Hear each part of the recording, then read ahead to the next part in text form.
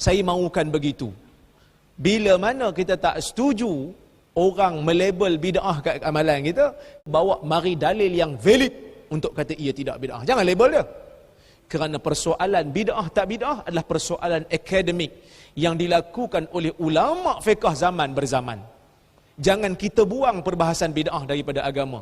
Seolah-olah macam bid'ah ni hanya dipelopori oleh geng-geng Wahabi semata-mata. Tak. Buka kitab fiqh. Tengok berapa ramai di kalangan ulama-ulama Islam yang menghukum bid'ah. Perbuatan-perbuatan yang dilakukan oleh orang zaman dia. Contoh Imam Nawawi lagi. Tuan-tuan buka dalam kitab At-Tibyan fi Adabi Hamalatil Quran. Imam Nawawi mazhab Syafi'i. Dia ada satu kitab At-Tibyan. Dia kata wa minal bid'il munkarah, di antara bid'ah yang mungkar juga ialah apabila imam-imam yang jahil di zaman dia membaca suratul An'am pada rakaat kedua, rakaat yang terakhir bulan Ramadan pada malam yang ketujuh, dia baca surah An'am secara lengkap.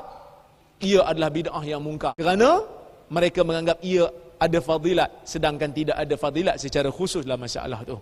Maka sebab itu tuan-tuan, bila kita banyak baca kitab-kitab fiqh ni, kita akan jumpa benda-benda ni. Sebab tu kita tak allergic. Jangan takut dengan perbahasan ilmu. Okey. Syukran. Soalan seterusnya.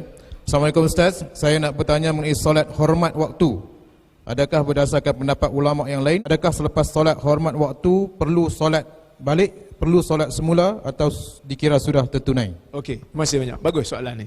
Sebenarnya solat hormat waktu disebutkan oleh kitab-kitab ulama mazhab Syafi'i. Antara yang sebut Imam Nawawi lah.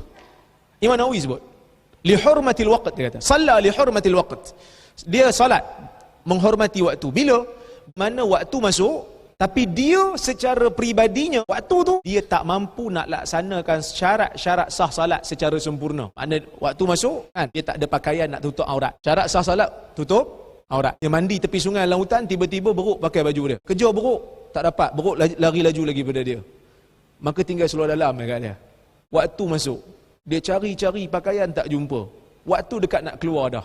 Boleh tak dia salat, ambil uduk salat pakai seluar dalam? Ini kita ambil mazhab Syafi'i lah, sebab ada mazhab lain kata orang lelaki ni aurat, peha dia tak aurat. Tapi ini kita ambil pandangan majoriti yang kata peha tak aurat. So, kalau pakai seluar dalam, peha terkeluar kan? Jadi boleh tak dia salat waktu tu? Mazhab Syafi'i kata salat lah, kemudian kerana menghormati waktu. Nanti bila dah dapat pakaian, ganti balik. Itu mazhab Syafi'i. Mazhab Syafi'i dalam bab ibadat sangat berhati-hati. Yang tu kita tak nafi, berhati-hati sangat. Hambali dia kata tak payah ulang lah, solat lah tak payah ulang. Waktu tu je yang kau mampu. Waktu tu, hanya cara tu yang kau mampu.